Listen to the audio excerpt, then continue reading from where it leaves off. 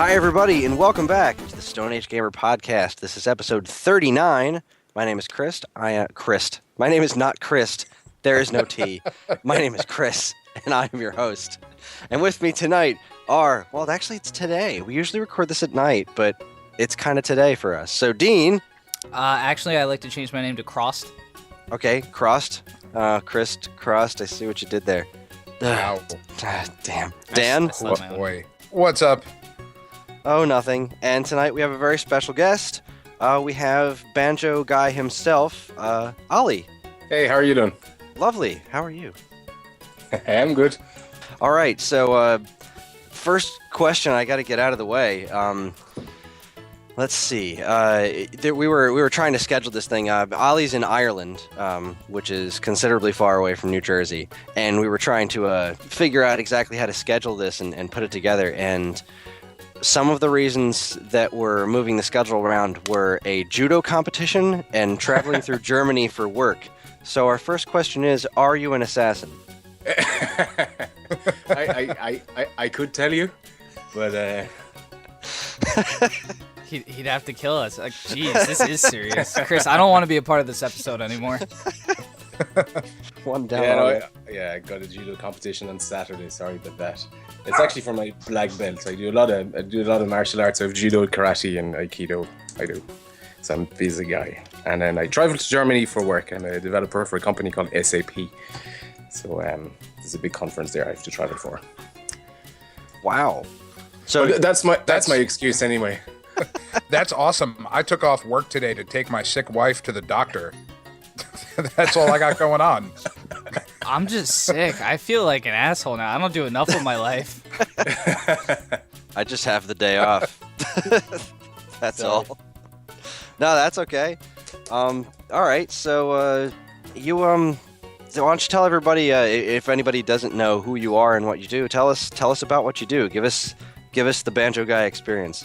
Oh, I'm sure there's a lot of people who don't know who I am. I'm not well known yet, but I do. Essentially, I do music, retro game music covers, kind of like Smooth McGroove. It's actually how I started. This covered what the guy does, and kind of went, hey, I can do stuff like that. I like video games and I play music, so that's kind of how it started. I did the first cover of Castlevania. I actually sent that to him, and he said, yeah, cool, whatever. And then. I didn't think I'd put a channel together. I just wanted to do one or two. But I think that was a year ago, and still doing it.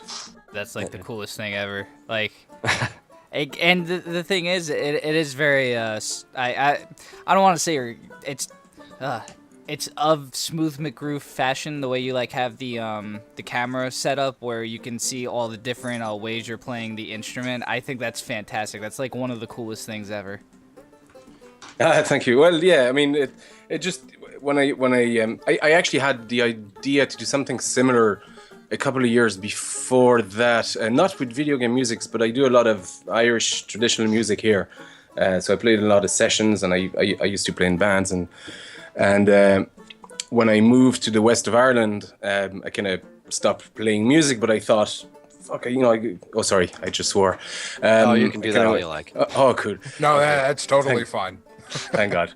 Okay, so I thought, maybe I could do something like that. Actually, just for myself. I didn't even know about YouTube, really. I thought YouTube was something for cats and, makeup tutorials. So, so I thought I could actually play a few, traditional tunes, because I play a few instruments. So play them with a few different instruments and just put that together on screen, and into a video. But I kind of never did it. But it's only when I saw what Smooth McGroove does. I mean, the guy is awesome, period, So I kind of went, yeah, that's totally possible. And then at the time I was still humming, Castlevania tunes and Mega Man tunes and that kind of stuff. So, yeah. Well, it's really, really impressive. I think I actually saw your first video through, I think somebody linked to it on Go Nintendo, and I saw it and I was just like, this is fantastic, because I had been, I'm not nearly as talented a musician as you appear to be, but I've had this want for acoustic style video game covers for quite a while, and I love the banjo. It's a fascinating instrument. I own one. I'm just really bad at using it. And is that a 5-string banjo or tenor banjo you have? it's a 5-string where the fifth, that's got the 1 string like halfway up the neck is where the tuner is. Yeah, I bought it when I was in a band a few years ago, and I used it for this one song, and it came out great, but I've never really learned how to utilize it properly. But man, watching you do what you do is just so cool. And some of the song choices you've made were just fantastic. Like, you got your Legend of Zelda and your Castlevania. Your Mega Man 2 OIllie stage was just out of this world. But when I started seeing weird things like the Turrican music, I had never heard that particular Turrican song. I just recently discovered that series on the Wii Virtual Console, and because I'd never played the old ones, and I've been like looking up YouTube videos. I want to find a copy of Turrican 2 now, just because that song Traps is awesome. Yeah, it's a sick game. I mean, the tunes on it. I was there when it came out. Like, I'm fucking 40 now, and I was a teenager when Turrican came out, and just the guy was a hero. Chris Hulsbeck. He's just a hero of mine musically. Like, I used to do a lot of music and programming and things like that on the Amiga. I was in the demo scene, back in France when I was still French, and just so I wanted to do Castlevania because that was my first game I had on the MSX, and then Wonder Boy was the second one. But then I quickly I wanted to do one of the Turrican song, and they're really hard. Like, they're not easy. So it was hard to pick which one because there's a lot of kind of long strings and long sections that ring out forever, and the banjo isn't like that. It doesn't sustain. No, not so much. So it's kind of there's not too much cheating. There's a tiny bit of cheating with the EQ just to keep the notes sustaining, especially in tunes like that. But Turrican is my favorite soundtrack of any game. Period. Not to I guess reveal any secrets, but like, what program do you use to do this in? I'm just sort of curious because we use many different programs to produce this wonderful podcast. So I mean, if you don't mind my asking. Not at all. I mean, I had no camera, so I used my iPhone to film, and then I had a small microphone. So you can do it very low budget. But I used a free copy of Acid Pro. Oh wow, very cool. Yeah. To record, but I mean, Audacity works just as fine. And then I had Mac, so I had a copy of Final Cut. I've actually moved that to Adobe Premiere on the PC. But I mean, the video editing software is the one that's gonna set you back a bit, because you need something that's able to handle the multi screens. But recording wise, it's very easily done with a low budget. Well, you mentioned before your general love of music, and when I first started listening to your stuff, at the end of your YouTube videos, there tends to be this very short clip of you covering awesome 80s music. Is there full versions of that stuff anywhere? Because I want Land Down Under done by you. There might be. Oh, there might be. I like where this is going. I want to start working on some of these songs. Like, I've only done the riff. The idea was just to have a couple of these, like, change them every 4 or 5 covers, just because I wanted to do it. But like, the more and more I'm kind of listening to them, I'm going, shit, I need a full cover of Enter Sandman or whatever, so I mean, it's and at this stage I got a bit of experience now with the recording process and the editing and how to approach the whole thing, so it doesn't seem as overwhelming as it might have before. So yeah, it's coming. I didn't know how much I wanted a banjo version of Enter Sandman until right this moment, because now I really want a banjo version of Enter Sandman. But I wouldn't be the first one. I mean, there's guys who've done things like that before. There was a cool band from your neck of the woods, Hayseed Dixie, and they did a lot of kind of covers of metal songs and rock songs with a bluegrass environment. So it's been done, but not like that. Well, now I have something to look up. Thank you, sir. How do you go about picking the different tracks that you're going to cover? Like, is it just stuff? I mean, obviously with like Turrican, it's, you're a fan of the series, but I mean, are you like looking for requests and things in your YouTube comments? Or are you just like, fuck it, I'm going to play what I want to play and hopefully people will like it? Yeah, it's kind of fuck it. I mean, I haven't really experienced all the Smash Bros games, and a lot of kind of games that people are playing nowadays. Like, I'm very 80s in my taste in retro games, kind of 90s as well. But so it's all the stuff I want to play, really. And it's just happy that people like them. It's not to say I won't do a Super Smash Bros cover, but it's just I know they're popular and I know they'll get me a lot of hits and views, but at the end of the day, it has to be stuff I enjoyed as well first. But I mean, they're in my list. I actually have a list of, I don't know, I lost counting. I'm full for 3 years if I continue on this with this schedule. So people send me requests, and if I like them, I add them to the list. Even if I haven't played the games, it's actually that simple. And it actually gets me to play the games and discover the music. So it's it's all good. But priority is stuff I've enjoyed. So there's some more Castlevania. I want to do a full Castlevania album and a full Mega Man album at some point. Oh my god!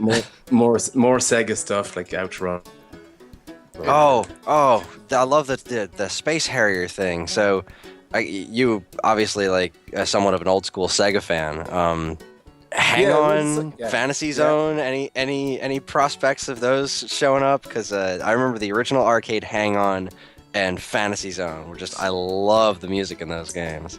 Yeah, the music was cool in Hang On. It's kind of hard to I kind of looked into it. It's going to be a tough one if I do, but I mean, never say never, right? The Bad Apple song, I never thought I'd be doing something like that. Yeah, that was impressive.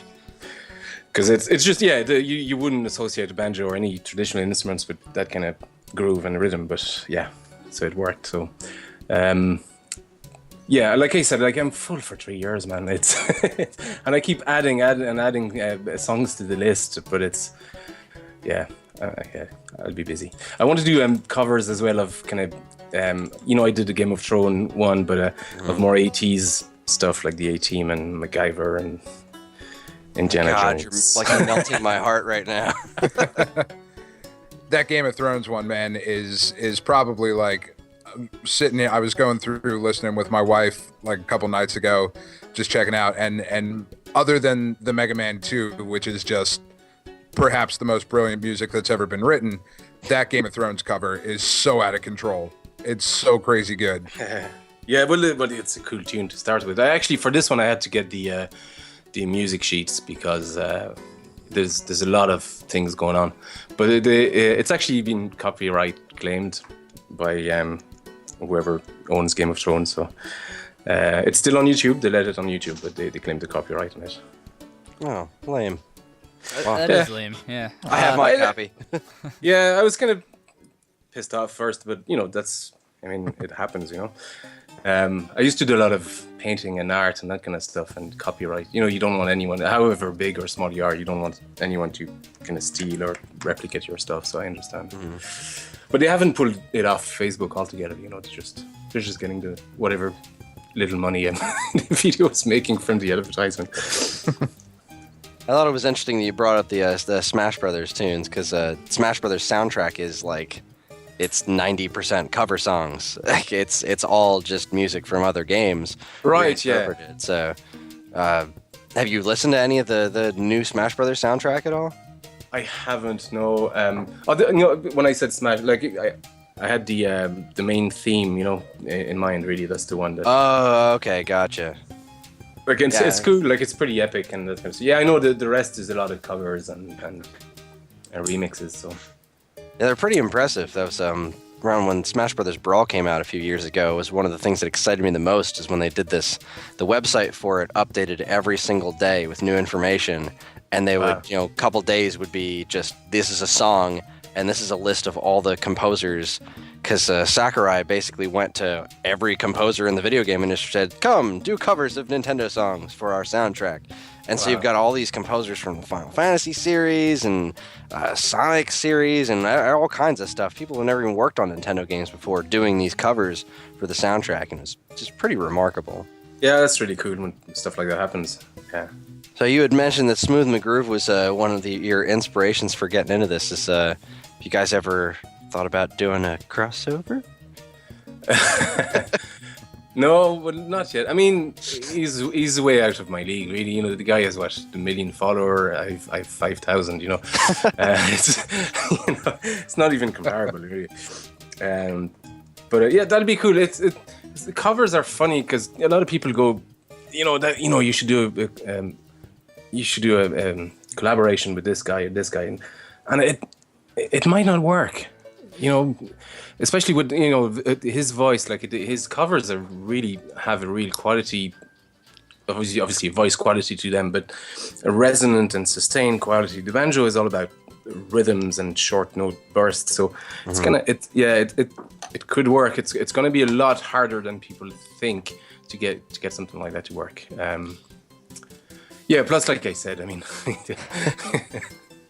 different league altogether. You'll get there. I mean, your stuff is amazing. I've been telling people about it. I actually listen to it at work a lot. I work at Guitar Center, which is a music store retail chain out here, and we have access to YouTube, and sometimes I'll just play your music in the background while I'm working. Serious? Yeah, absolutely. Yeah, we like to show off good music at that place, so yeah, it doesn't hurt. Cool, guys. I was gonna ask you, do you you said for the Game of Thrones music you got the sheet music for it, but do you transpose everything otherwise, or like get MIDI tracks and kind of work off of that or something? I try not to as much as possible. Yeah, sometimes like the Zelda one, the Dark World. Oh, was it the first one? The Overworld. Even though it's easy, everybody knows it, but the harmonies for it are really, really intricate. And just not obvious. So I did have to get some a MIDI transcription of it to help me. Acid Pro is great for that. Actually, you can just get the MIDI on and then play over that.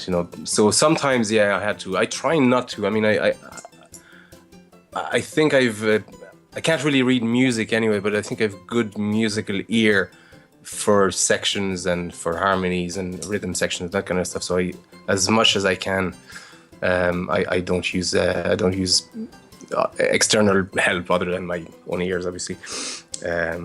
Plus, a lot of these tracks were composed with hardware that had 4 channels, so it's easy enough to dissociate all the channels. The Zelda one, for some reason, was just so fucking weird. I couldn't. I know exactly what you're talking about.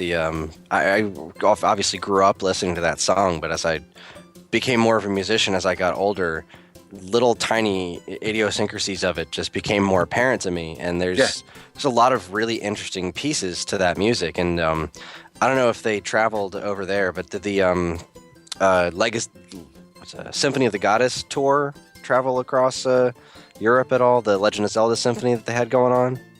I don't know. Symphony of the Goddess. Yeah, it was this just a live orchestra performing Zelda music. I see. I don't know. I don't think so. That doesn't ring a bell anyway. Well, I was lucky enough to see it a couple of times, and once really up close, and got to hear all the different instrumentations of it, and just even the basic Zelda themes.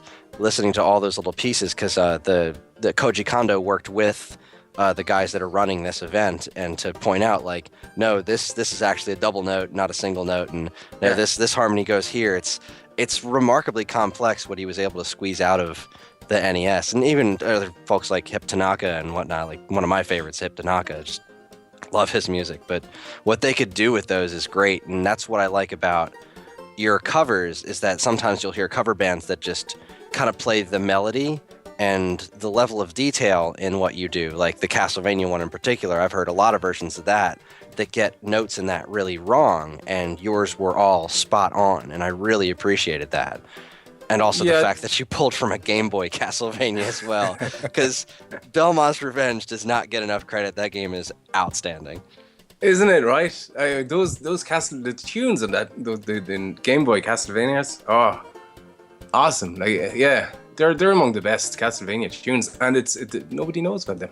Such a shame. I mean, Castlevania Adventure, the first one is like, it's not a great Castlevania game because it's so slow, but No, that but first fuck, level music. tune, oh my god, is so Yeah. good. It's so good. I have this theory that the music actually makes or break a game. I mean, you can't force, a crap epic music on a crap game, but if the game is decent and the music is epic, you have a game. Like suddenly it just. So it's a good test to do. Like, is play your favorite game that sometimes annoy you, but and switch the music off. That is a totally different experience. Or put an MP3 of random shit on the background. It's just, it's just because it's so evocative. Like visually, you see a screenshot of something, and that's all you see. It's just a screenshot. But you hear music, suddenly you remember exactly where you were, who you were with, what emotional state you were in, and so the music is so important in games. And working on covers like that, and especially trying to be as faithful to the cover as possible, you can realize like they were legit tunes. They were, they weren't gimmicky tunes. They were absolutely legitimate musically. Like that Zelda one, like you said, like it's so intricate in a tiny space. Like the rhythm intricacy and the harmonies are just, mind blowing. And especially coming from, like, the Zelda one in particular had was it the Legend of Zelda theme and the Super Mario Brothers theme were revelatory for me because I loved video games from my Atari 2600 was my first console, and I loved playing the games. I loved the weird little sound effects that came out of it, but my favorite piece of it was comparing the box art to what was on the screen and using my imagination to kind of fill in those spaces. But man, when The Legend of Zelda started out, you just turn it on and it starts playing that theme and the waterfall, and then the music is matching what's happening on the screen, like as the screen goes dark and starts scrolling the thing. They'd never seen anything like it before, and it just captured me. And you're absolutely right. Music in games is really what sets apart like a decent game from an amazing game. I mean, The Legend of Zelda: The Wind Waker is my favorite game, period. And a large portion of that comes from how much the music surprised me. Because I remember originally seeing the graphical style and thinking, I'm not going to like this game. It's not what I want out of a Zelda game. And then once the art style made sense to me, that it was just beautiful animation, and then running around Outset Island with that music and the main theme, the Tact of Wind, I had that played at my wedding. It's just... that really sealed the deal for me, and the sound design and all the music was what pulled it together and made it the amazing experience that it was, and why it's my favorite. Absolutely. The only instance of a modern game that did something like that to me was Red Dead Redemption, I think. In the middle of the game when that Faraway song comes in, oh man, it just suddenly the whole game colors into that tune. Oh, it's fabulous. Really, really clever. That is definitely something that is falling away, I think, a lot in modern games. Like, so much of it is just aggressive, overdriven guitar, like, run around and shoot everybody in the fucking face and listen to this drop D-tuned, like, just metal music. And you go back and play, like the original Metroid. Like, that's the one that sticks out for me, the sparseness of what is there walking through those labyrinths, and it's beautiful. It adds to the overall experience so much, and in a way that just isn't nearly as prevalent anymore. Yeah. My personal favorite game, I guess I should just throw my hat in the ring here now because everyone else went, is Mega Man X. And one theme that's often looked over that you actually did was the Highway opening theme. And sick tune, yeah. Oh my god! The thing about that game is it's high octane from the minute you start to the minute you finish, and the music carries that so far along, and it makes that game so iconic. Because besides, I mean, Mega Man's pretty much well known for having decent music, but I feel like X just really took it up another level as far as. Oh, like, it was Yeah, it was so good, and I mean. I was going down your list of music a couple days ago, and seeing that highway theme, I was like, no one ever does this, and it's right here, right in front of me.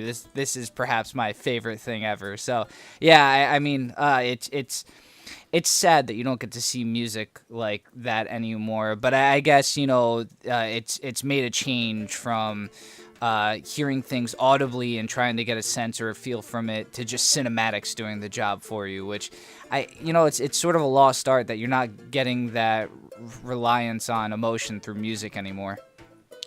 Well, I think a lot of the indie scene is taking care of that. I mean, there's. Yeah. I mean, I just recently played. I know it's not the most recent game, but VVVVVV, which, I mean, I thought the game looked neat, but once I saw a video of it and heard the music, I was like, oh my god, I have to have this game. The folks at Renegade Kid that did Mutant Mudds and Zeo Drifter, they're doing great things with adding that kind of music. Even something like Guacamelee had a pretty good soundtrack. Yeah. Shovel Knight. Shovel Knight, Oh, yeah. true. Oh god, the music in that was so good. I recant my epic, statement. Yeah. Okay. There are some good games out there. There's just not as many anymore, I guess. Yeah. Have you? Well, yeah, I think that's the thing. Like, what we're talking about is Metroid and Zelda and Mario Brothers. Like, these were the most mainstream of the mainstream. Yeah. Had the whole complete package. Whereas now, to find this sort of thing, it's the smaller indie games that are doing that versus, I mean, I may get blasted for this, but like the music in Halo doesn't really give me that same sense, or like Destiny, and that sort of thing. Like it's on the indie scene where you find these things now. Yeah. Now, Ollie, have you heard the Mario Kart 8 soundtrack by any chance?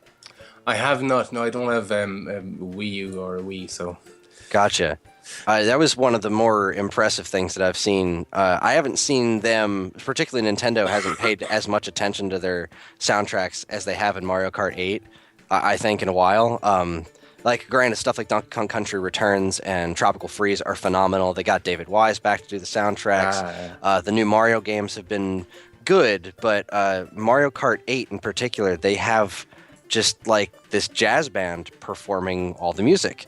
And it's all done with real instruments, and even all the retro levels, because the newer Mario Kart games always include old levels.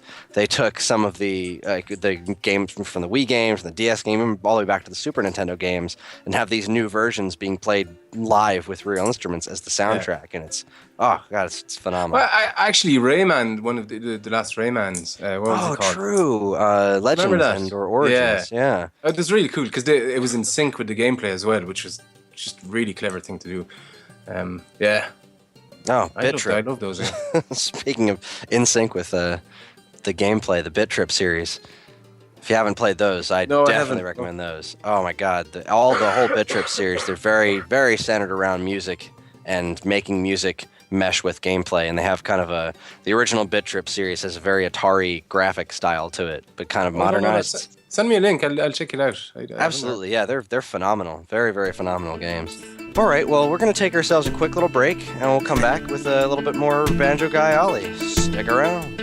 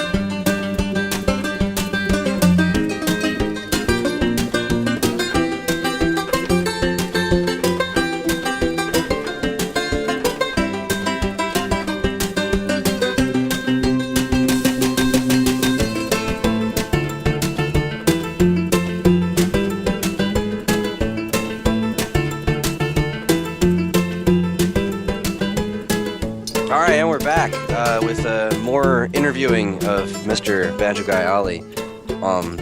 We talked a little bit earlier about the banjo. Clearly, what other? You definitely use other instruments in your videos. I've seen videos of your music room. What is your current arsenal? Like, what do you use for your stuff right now?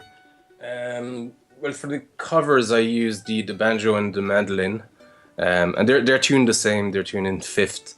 So it's it's more or less the same instrument, and actually you mentioned the Game of Thrones cover. I have a mandola. It's actually known as a Irish bouzouki as well.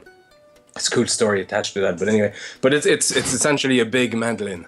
It's tuned the same way. It's the size of a banjo, and it resonates a lot more. So I use it when I need long, kind of drawn out chords or string sections, and then. I have a few guitars. I think I use one in a couple of tracks. I have a Puerto Rican Quattro, which I detune and retune in open G, so I can actually just mess around and play slide guitar on it.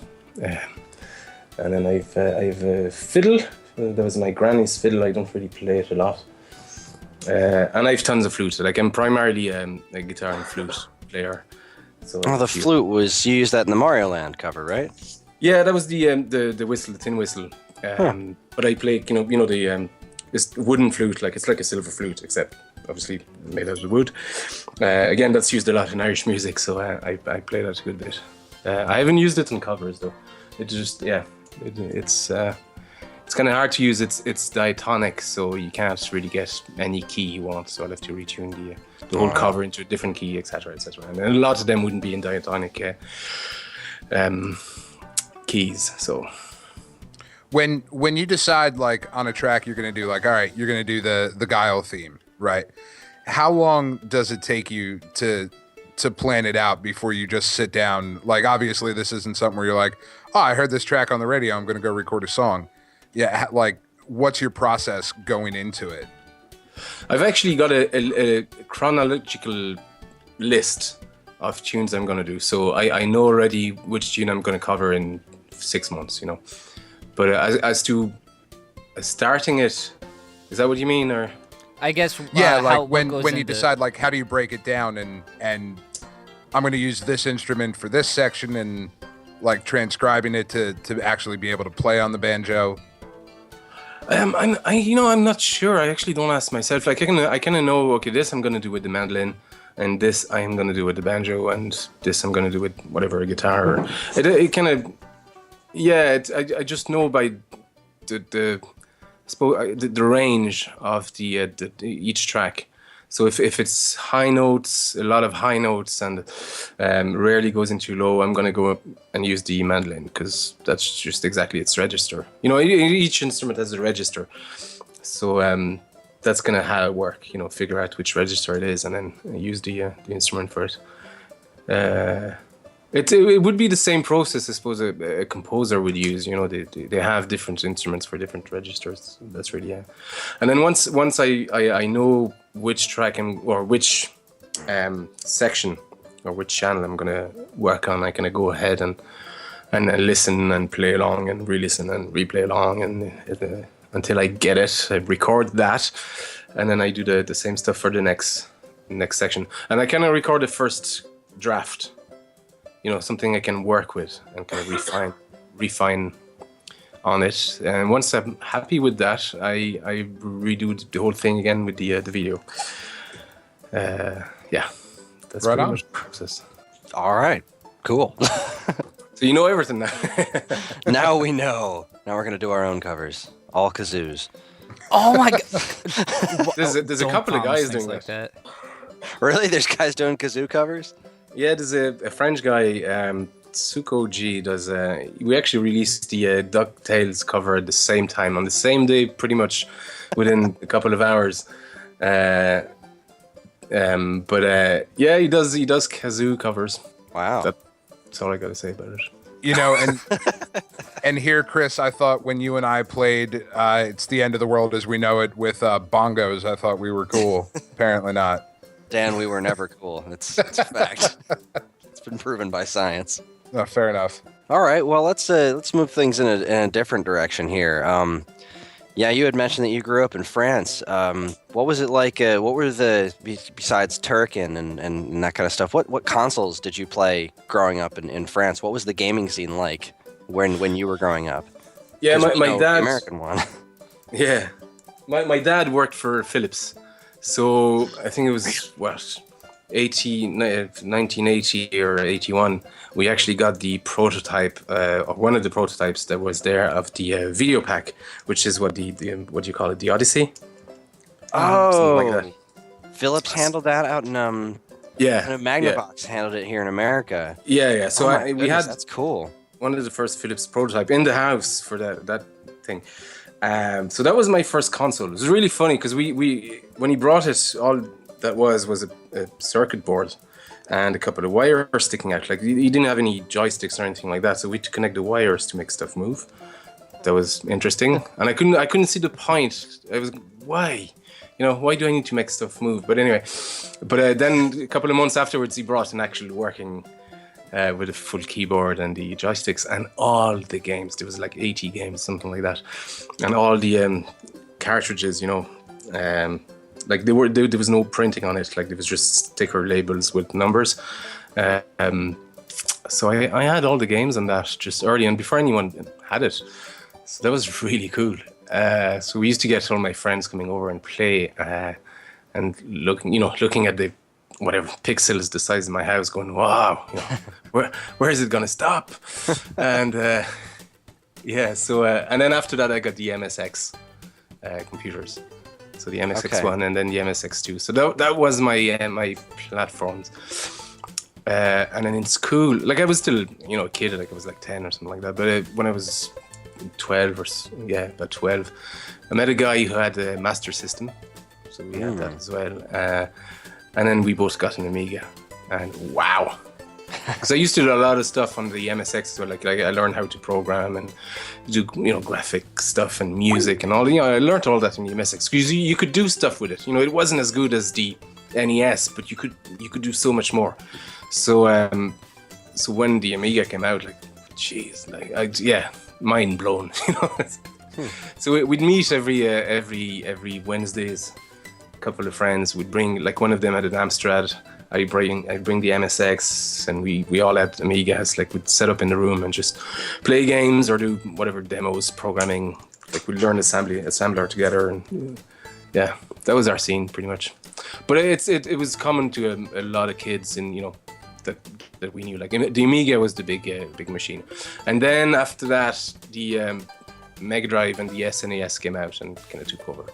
So it wasn't that different, from America, I guess, except for the MSX. Yeah, I was gonna say the MSX, and that has almost no presence here. And Yeah. the Master System was really small in America. There's very few people had it, and it was all NES. If you had a Master System, you were one of the weird kids. Yeah, and Master System is cool. That was I'd keep my Master System games more than my NES games, I have to say. But if I'm to be honest, I think the NES kind of wins, in that department. But I'm so attached to the Master System. Like, there's only 3 games I would still replay now. It's Wonder Boy 3, the and Phantasy Star. I still have them here. Like, awesome. But I think they're the best games that on the platform. Other than that, it was kind of hit and miss. But the cool thing about the Master System is you could play the arcade games. You could play Outrun and Afterburn. They were crap, but you could play them. Space Harrier was remarkably impressive. I mean, like, the Actually, frame rate yes. was terrible, but the fact that they pulled that off I thought that was mad impressive. But man, just to hear the music from Outrun coming out of your TV. That and the music from Fantasy Zone will always be stuck in my head. That music is phenomenal. And now this is another thing I didn't realize about the Master System was the eventual RF sound, or was it RF, or what's the FM? That's it. There was like an FM sound chip or something where you could switch sound qualities out of it. Yeah, so not in Europe. I think Japan had that. Whatever, I'm not sure exactly. Yeah, but some games came out with FM capabilities, so you could actually switch to the FM output. And essentially, your Master System would sound like a Mega Drive, more or less. That was the idea. But no, in Europe, I think we were stuck with the standard PSG. Ah, us too. Which really, the sound quality on the Master System can be really grating. It's very, very scratchy and Yeah, and but whatnot. that said, Wonder Boy had killer tunes. It did. It really did. Oh, well, that was a very cool game. The Wonder Boy 3, that was one that was on Master System and Genesis. Yeah. Mega Drive, sorry. I did a couple of more covers of Wonder Boy 3, but I can't release them yet. So. Well, that's exciting because I actually haven't played through that game yet. I started it and because I didn't have it on the Master System back in the day, so I just wound up getting it on Virtual Console recently, and I'm looking forward to playing through it. It kind of reminds me of Zelda 2 a lot. Yeah. It was cool. Yeah, really cool. But the reason, you know why you can't release them, no?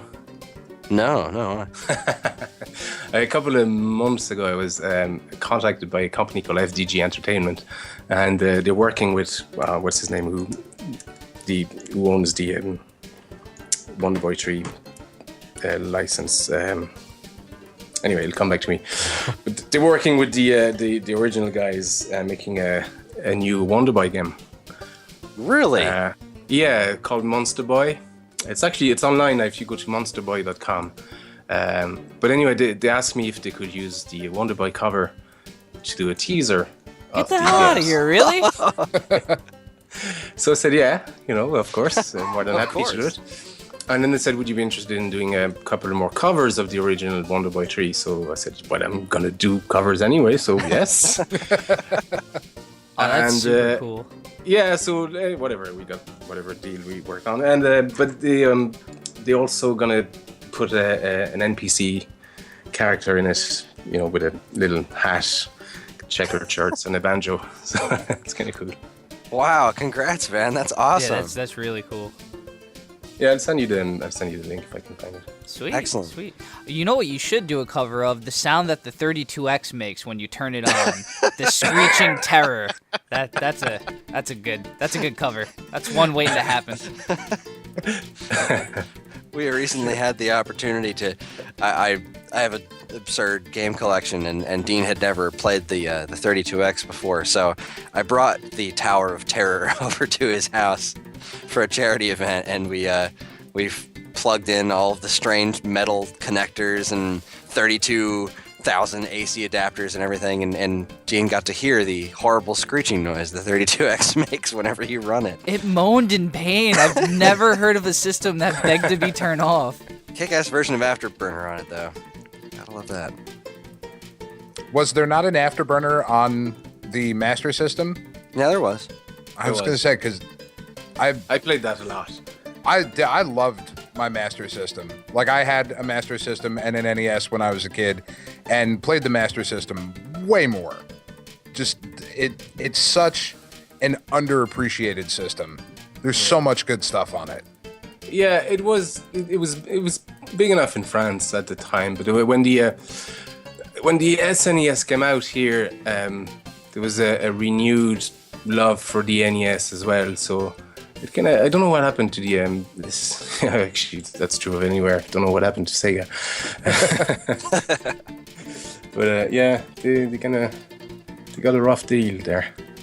Yeah, The Master System, especially when Yeah, I just did a piece on Geekade about Safari Hunt, which was the kind of built-in target shooting game, and how that will probably never get ported to anything ever. And it's a shame because it was Master System's answer to Duck Hunt. And look, I am a diehard Nintendo fan through and through, hands down. But Safari Hunt was most definitely the superior product, like without a doubt. Let's see. I don't really think I had any other major questions planned. I mean, obviously you have your music planned out for a good long while, and you have other videos you started doing too, right? Like kind of playthrough type videos. Yeah, well, I'm doing a series of video with RetroAir TV now on the MSX actually. So just it's reviews of MSX games and hardware. So I think the second one is coming out tomorrow. Yeah, they were, because nobody knows about the MSX really. I mean, Yeah, there's especially here in America.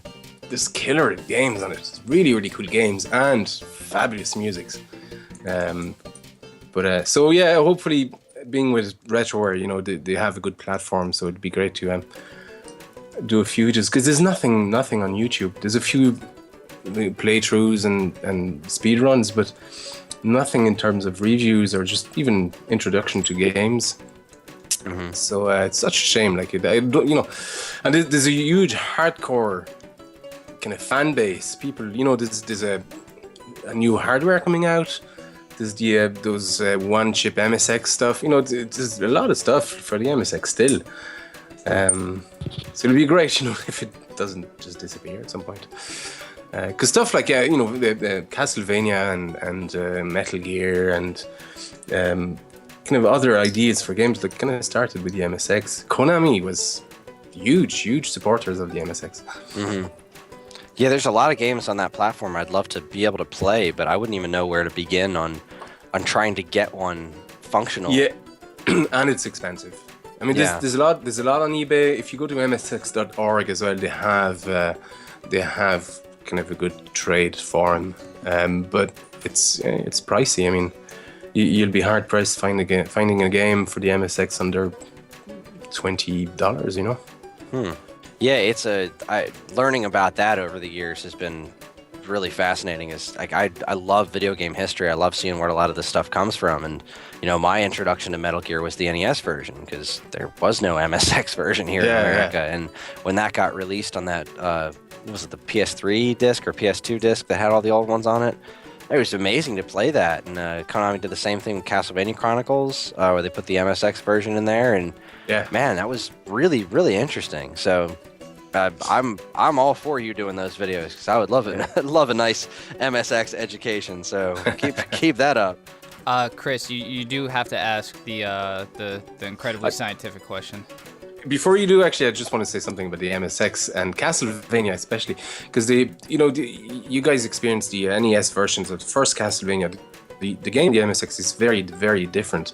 Yeah, I will do a review at some point of it, but the other Castlevanias 2 and 3 makes a lot more sense in terms of gameplay if you know the MSX one, because they're actually much closer to the MSX one, the MSX, the first the Vampire Killer on the MSX 2.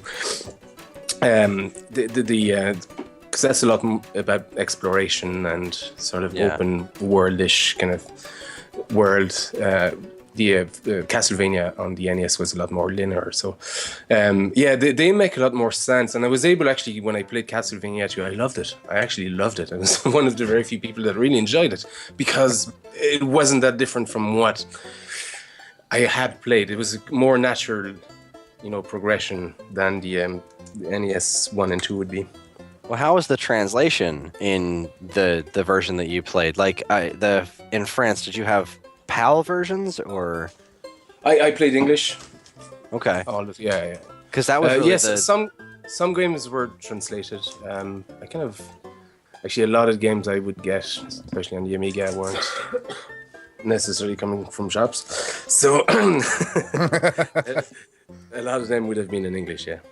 Like, guys, I really liked Castlevania 2. My biggest problem was I couldn't figure it out because the translation didn't make any sense, and I didn't have a subscription to Nintendo Power at the time. So, you know, the whole bit with the ducking and the tornado and all that stuff, like, I had no idea what I was supposed to do until I borrowed a friend's Nintendo Power. Once I did, it was a great game.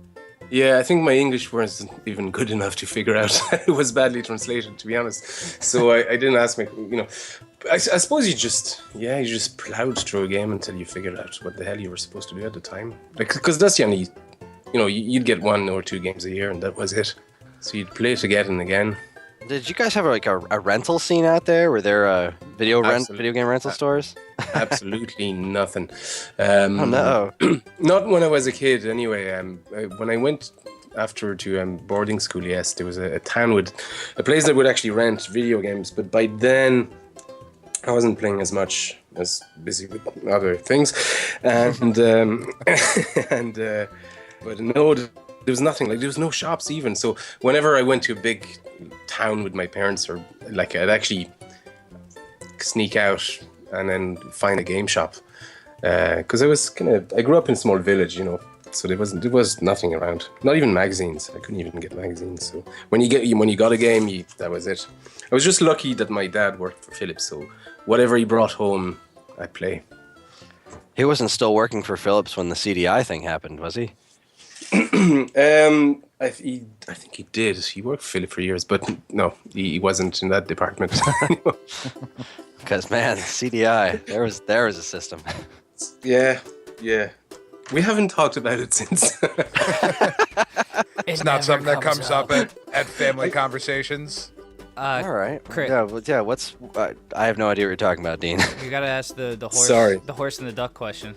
Oh, the horse and the duck question. The what? I'm sorry. I have no idea what you're talking about. Chris, you're upsetting me. You're because fuck. I'm gonna fuck it up if I say it. Well, what is it? What would win a fight? Oh God. Would you rather? I don't know why we're asking this question. Oh, you need to. Well, we've come too far. So, would you rather fight 100 duck-sized horses or 1 horse-sized duck? What? Say that again. All right. Would you rather fight 1 horse-sized duck or 100 duck-sized horses? Shit. And that's why I wanted you to ask the question, Chris. Well, we've seen what a lot of chickens can do in Zelda, so I'll go for the big duck. That's what I'm saying. Like, sure, it's gonna be dangerous, but there's 100 tiny horses. What kind of damage could those things do? It's absolutely insane. Well, all right, that made me feel better now. I thought you were saying something. You sent me a message earlier about hammerhead sharks in the sun, and I wasn't sure what you were talking about, but I don't know what the fuck I was talking about either. That's when I started getting sick. No wonder. no. Ow. I don't remember what I think I said what is more powerful, a trillion hammerhead sharks or the sun? And I looked back at that and I was like, man, that was some sort of fever dream I was in. Yeah. Okay.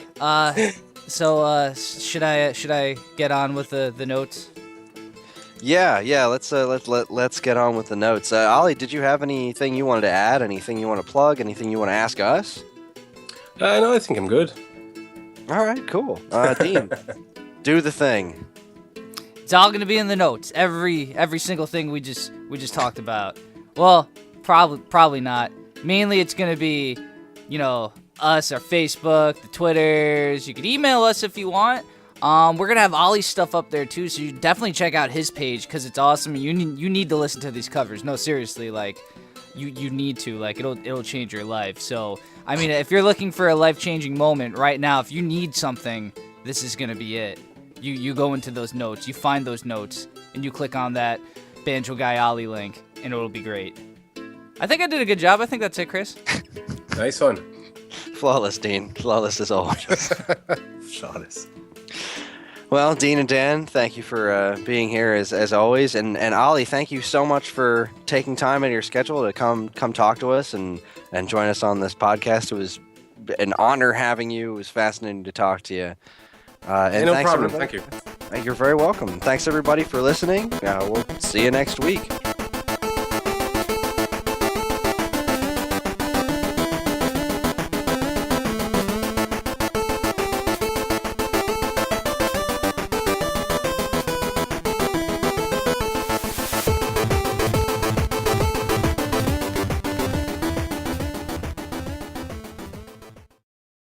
Oh, this is so strange. This is usually where I go to refill my beer, but it's only 12:30. I can't start drinking yet. Well, you could. It's just you have so many hours in the days left, Dan. That would be so irresponsible. I got to go take care of the kids later. Do you? Do you really? Can't the dog do it? What's the weather like out there in Ireland? Let me look.